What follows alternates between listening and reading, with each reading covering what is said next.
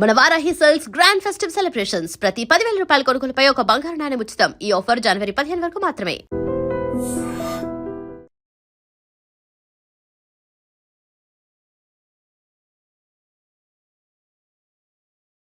నువ్వు ఇక్కడికి వచ్చావేటి? నీకోసమే. నా కోసమా? నా కోసం ఎందుకు? లవ్వాడమన్నావుగా, ఆడదామని వచ్చాను. ఇక్కడ ఏడ్చినట్టుంది. అమ్మగారు చూస్తే నా ఉద్యోగం ఊడిపోద్ది. అమ్మగారు ఒంట్లో బాగాలేదని ఈ రోజు పడుకున్నారు. చిన్నబ్బాయి గారు వస్తే అన్నం పెట్టడానికి నన్ను ఉండమన్నారు. ఆడొస్తాడా రాడు, నాకు ఆకలి మండిపోతున్నా. అన్నం పెట్టు. ఏంటి అబ్బాయించేస్తున్నావేంటి? మరి లవ్వాడడం అంటే తేలిక? ఆకలేస్తే అన్నం పెట్టందని నిన్నలా లవ్వాడతాను. వస్తాను. సరే ఆగు.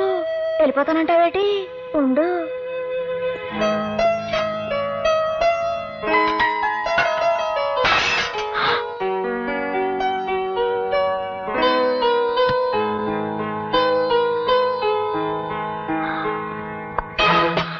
అమ్మగారు, మరి ఇతను ఆకలంటేను పోనీ పాపమని కొంచెం కొంచెం అంటే కొంచెం అన్నం పెట్టాను.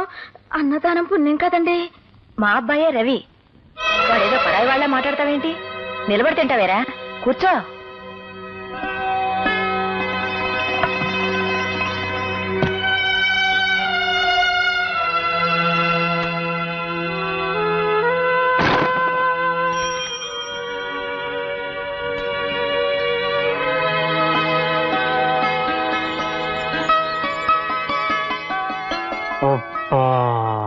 ఇది శంకుమార్కులుంగి వారి ప్రేమ సమయం. పదండి.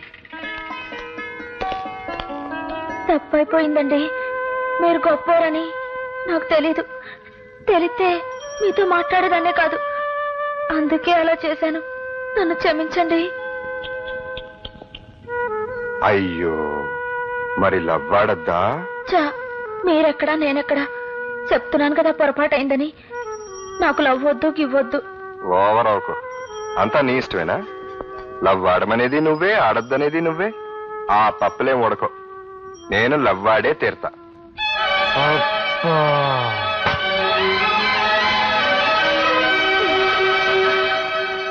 ఒరే చక్రీరా, తలంటుకుందుగాని రారా. గౌరవంగా తలెత్తుకు తిరిగే ఈ జడ్జి గారిని తలంటు పేరుతో తలదించుకునేలా చేద్దాం అనుకుంటున్నావా పార్వతి? ఒరే నోరు మూసుకునిట్రా. నానమ్మ, చిన్నపిల్లలు దేవుడితో సమానం. వాళ్ళని రారా గీరా అనకూడదు. ముందు నంపలేసుకో. ఈ రోజు నా పుట్టినరోజు. ఇప్పుడే పుట్టాను చూడు.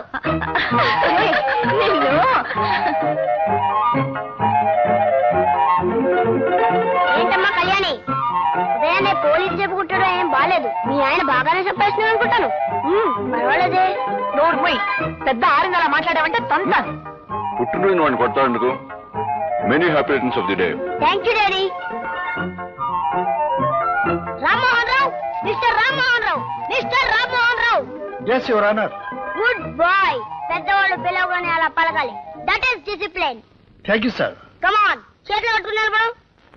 yes sir. That's good. ఇప్పుడు నేను చెప్పినట్టు చెయ్యి.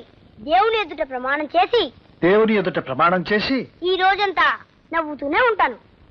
ఈ రోజంతా నవ్వుతూనే ఉంటాను. నేను నా భార్య పార్వతి కలిసి ఎంచక్క బోల్డ్ కౌరులు చెప్పుకుంటావు. ఆగిపోయావు తాతయ్య, చెప్పు. నువ్వు నాన్నమ్మ కలిసి మాట్లాడుకోవడం నేను ఎప్పుడు చూడలేదుగా. అది పెద్ద చిన్న తేడా లేకుండా ఏంటి ఆ మాటలు? తాతయ్య గారు నాలా అనొచ్చా? ఎందుకు అలా కొడతావు పుట్టినరోజున? వేలిడంత లేడు. వీడేం మాట్లాడుతున్నాడో విన్నారుగా. ఎవరైనా వింటే పెద్దవాళ్ళు చెప్పి మాట్లాడించారనుకుంటారు.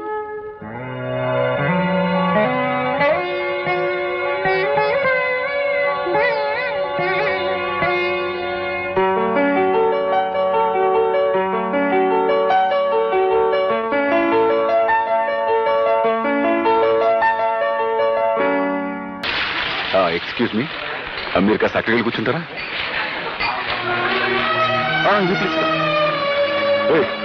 ఎవరో వస్తున్నారు, కాస్త చూసుకో.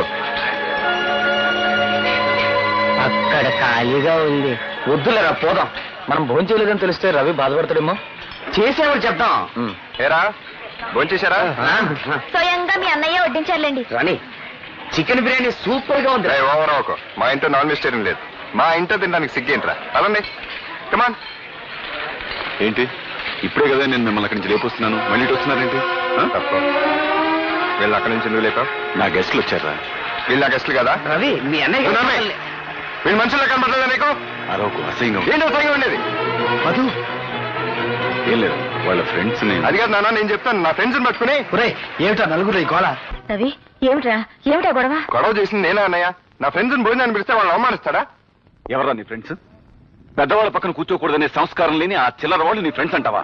సంస్కారం అనేది వేసుకునే బట్టల్లోనూ కూర్చునే సీట్లలోనూ ఉండదు. వాళ్ళని అవమానించింది కాక దబాయిస్తున్నాడు. ఎవరు అవమానించారా? అలా పక్కకి భూంచేయండి అన్న, అదేమని తప్ప? బాబు మధు, భోజనాన్ని కూర్చున్న వాళ్ళని అలా లేపచ్చా? అమ్మా, వాడిని అలా నెత్తికెక్కించుకోబట్టే వాడు అలా తయారయ్యాడు. వీడిని నా తమ్ముడిని చెప్పుకోవడానికి సిగ్గేస్తుంది. మొన్న ఆ అలగా జనంతో రోడ్డు మీద పడి చందాలు అడుగుతుంటూ ఉంటే నాకు తల తీసేసినట్టయింది. అలాగా జనం, చిల్లర జనం ఊరిని వాళ్ళని అసహించుకో. ఇలాంటి వాళ్ళు పట్ల కొట్టి వాళ్ళందరూ గొప్ప వాళ్ళైంది. చూసావా? రవి, ఏమిట్రా ఇది? ఏమిటి? నీ ఫ్రెండ్స్ తీసుకొచ్చి ఇక్కడ భోజనం పెట్టు, అంతేగాని మీరిద్దరు ఘర్షణ పడి మన పరువు కాస్త బజార్లో పెట్టకండి. మధు, నీ గెస్ట్ వచ్చారు చూడు. హలో రవి. రే ప్రసాద్, కూర్చో. అన్నట్టు 5 ఏళ్ళు ఉంటుంది కదా మనం కలిసి. అయ్యే ఉంటుంది. ఏంటి ఇలా వచ్చావు? ఏసీపీ గారితో పనుండి వచ్చాను. మా అన్నయ్యతో ఏంటి పని? మా లారీ యాక్సిడెంట్ అయింది, దానికి మీ అన్నయ్య క్లియరెన్స్ ఇవ్వాలి. 25,000 అడుగుతున్నారు. ఎలాగో నువ్వు ఉన్నావు కదా, ఒక మాట చెప్పు బ్రదర్. లే ఇక్కడి నుంచి. నా మీ సీరియస్ వచ్చావు నువ్వు. నేనే లంచం తీసుకోవడానికి రాలేదు, ఇవ్వడానికి వచ్చాను. అది మీ అన్నయ్య రమ్మంటేనే. ఏయ్, ఏంటి ఎక్కువ మాట్లాడుతున్నావు? పొమ్మనప్పుడు పో. ఇంకెప్పుడన్నా ఇంటికి వచ్చి లంచం విషయం మాట్లాడామంటే చంపేస్తాను. పో. రవి, ఏంట్రా ఇది? వాడిని ఇంటికి ఎందుకు రమ్మన్నావు? పిలవడానికి నీ పర్మిషన్ కావాలా? ఇలాంటి వెధవ పనులన్నీ ఆఫీస్లో పెట్టుకో. నీకు సంబంధం లేని విషయంలో నువ్వు అనవసరంగా జోక్యం కలుగు చేసుకోవద్దు. వెళ్ళి నీ పని చూసుకో. నాన్న, నువ్వు మహాపురుషుడు అని, సత్యాన్ని నిలబెట్టే సత్యహరిశ్చంద్రుడు అని, ఆయన గౌరవ మర్యాదలు నువ్వే కాపాడగలవని అపోహపడుతున్నాడు. ఆయన అలాగే ప్రవర్తించు. ఇంట్లో ఈ నీతిమాలిన పనులు వెలగబెట్టి నీ నిజ స్వరూపాన్ని బయట పెట్టుకో.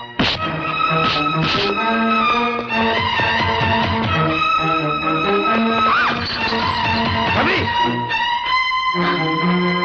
ఏమిటా ఇది? అదే ఏం లేదన్నా, పెద్ద ఇదేం కదా. ఏం లేకపోవడం ఏంటి?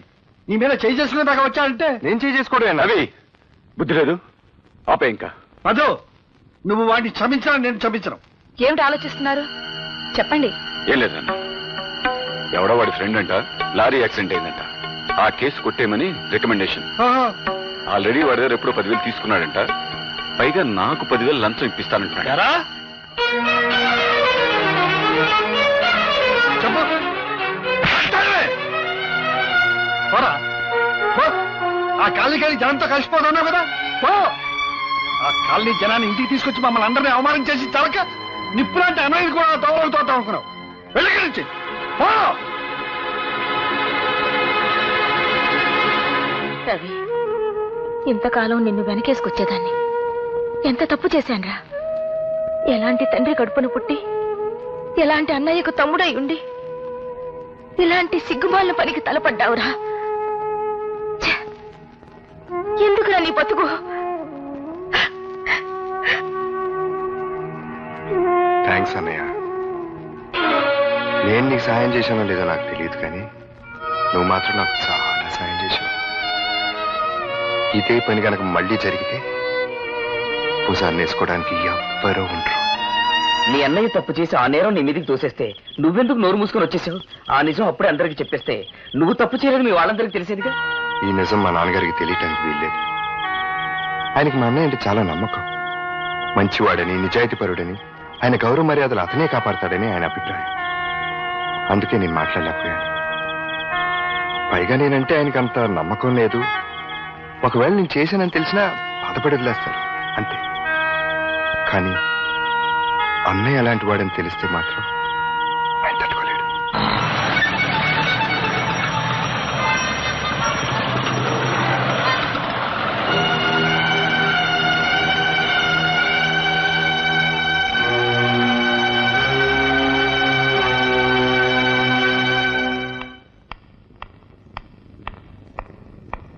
ఇంత ఆలస్యమైంది. బస్ దొరకలేదమ్మా. అబ్బాయి! అబద్ధమా? ఎవడే వాడు? ఎవడా కొరాడు? మాట్లాడవే. ఇటువంటి పనులు చేస్తే నేను సహించాలని తెలుసుకోరా. నువ్వు ఇతను తగ్గించావంటే ఊరుకోవయ్యా, ఊరుకో. ఇది చిన్నపిల్ల. గౌతమి, నాన్న సంగతి తెలిసిండు కూడా నువ్వు ఇలాంటి పని ఎందుకు చేశావమ్మా? క్షమించండి నాన్న. చదువు పూర్తయ్యే వరకు చెప్పకూడదు అనుకున్నానే కానీ మిమ్మల్ని మోసం చేయాలని కాదు.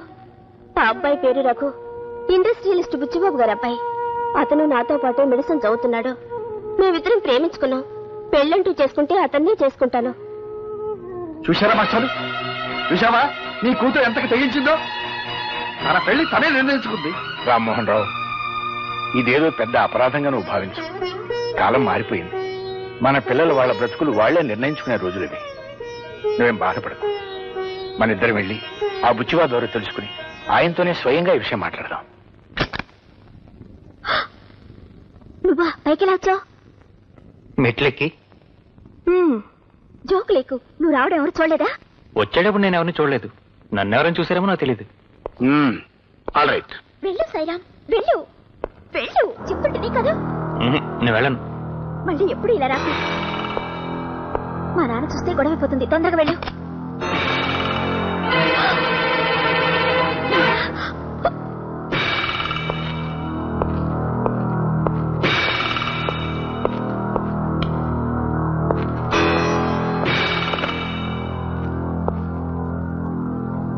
నా పేరు సాయిరాం అండి. ఎస్. నేను మీ అమ్మాయి ప్రేమించుకున్నాం. నో. మీతో చెప్పి మీ ఇద్దరం పెళ్లి చేసుకోవాలనుకుంటున్నాం అండి.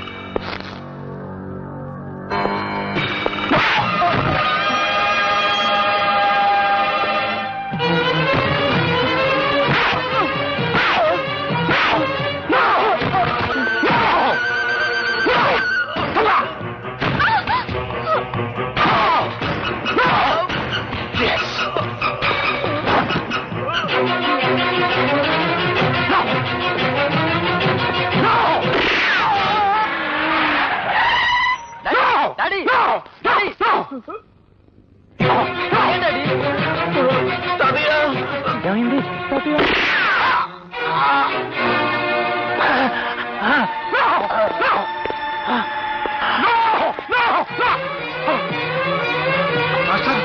మాస్టారు, ఏమిటి ఏమిటి అన్యాయం? ఆయన ఎవరో నాకు తెలీదు. ఆయన్ని చంపడం నా ఉద్దేశం కాదు. నా కూతుర్ని పనిలో వేసుకున్న కుర్రాన్ని. ఈ కుర్రాడు ఎవరో కాదు, మా మాస్టర్ మనవడు. నేను నీతో పెళ్లి విషయం మాట్లాడడానికి ఈ పెద్ద మనిషిని తీసుకొస్తే ఈయన చంపుతావా? ఆయన ఇంకా చావలేదు కదయ్యా. హాస్పిటల్ పడండి. ఆ విషయం నువ్వు చెప్పక్కర్లేదు. నేను ఈయన హాస్పిటల్లో చేర్పిస్తాను. నిన్ను పోలీసులకు అప్పచెప్తాను. నాతో పెట్టుకోకండి. నా కొడుకుతో నీ కూతురు పెళ్లి జరగాలి. అది గుర్తుపెట్టుకో. ఏం జరిగిందన్నా? ఆ వివరాలు సాయిరాం చెప్తాడు. వెంటనే అతని దగ్గర స్టేట్మెంట్ తీసుకుని బుచ్చిబాబుని అరెస్ట్ చేయి. అలాగే. సాయిరామ్ సార్, బుచ్చిబాబు గారు అమ్మాయి నేను. అదంతా నాకు తెలుసు. బుచ్చిబాబు మీద కంప్లైంట్ ఇస్తే ఏం ప్రయోజనం ఉండదు సరి కదా. నీ ప్రాణాలకే ముప్పు. అదొక యాక్సిడెంట్ అని రాసిస్తాను. నువ్వు కూడా అలాగే స్టేట్మెంట్ ఇవ్వు. సబాష్. కంచె చేను మేస్తున్నాను విన్నాను. ఇప్పుడు కళ్ళారా చూస్తున్నాను. పాపం నాన్నగారు నిన్ను నమ్మి కేసు అప్పగించారు. సాయిరాం ప్రాణాలకి ఏ ముప్పు రాకుండా నేను చూసుకుంటాను. నువ్వేం వరీ కావద్దు. సాయిరాంతో స్వయంగా నేనే కోర్టులో కంప్లైంట్ ఇప్పిస్తాను. నువ్వు వెళ్ళి బాస్ పుచ్చిపప్పుతో చెప్పుకో. సాయిరామని నీకు అప్పగిస్తున్నాను. ఇక మీదట వాడి బాధ్యత అంతా నేనే.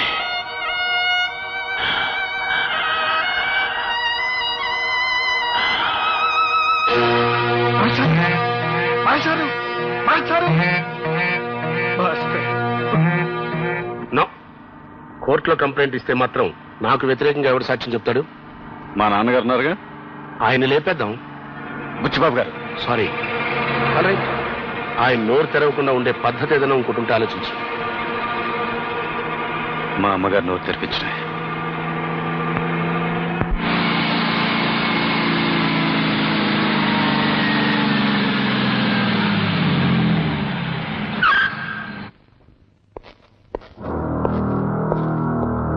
నమస్కారం అమ్మా. నా పేరు బుచ్చిబాబు. నన్ను చూసి మీరేం బెదిరిపోవక్కర్లేదు. నేనేం హంతకుని కాదు. నో. కానీ హత్య చేశాను. ఎస్. సినిమాల్లో రక్తపాతం చూస్తేనే మూర్చిపోయే నేను గోపాలకృష్ణ గారిని హత్య చేస్తానా? No no. ఆయన అడ్డుగా వచ్చాడు, ప్రాణాలు పోగొట్టుకున్నాడు. కోట్లు కుమ్మరిచ్చి అల్లుణ్ణి కొనుక్కోగలిగిన నాకు ఆప్తాలో సాయిరాం గారు వచ్చి అల్లుణ్ణి అవుతాను అంటే టాలరేట్ చేయలేకపోయాను. అందుకే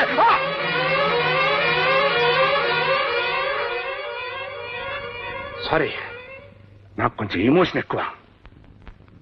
ఆల్ రైట్, జరిగింది ఏదో జరిగిపోయింది. మనుషులు ముఖ్యం కానీ డబ్బు ముఖ్యం కాదమ్మా.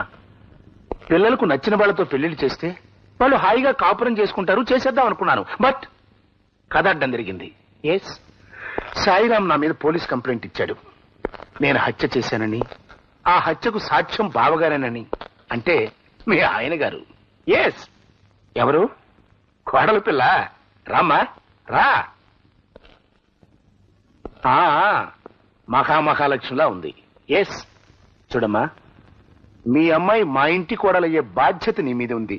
అంతేకాదు, నువ్వు తలుచుకుంటే సాయిరామ్తో నా కూతురు పెళ్లి కూడా జరుగుతుంది. అలా జరగలేదనుకో, నా కొడుకుతో పెళ్లి జరగలేదని నీ కూతురు ఆత్మహత్య చేసుకుంటుంది. బట్ ఆ చావుకి నాకు ఎటువంటి సంబంధం లేదు.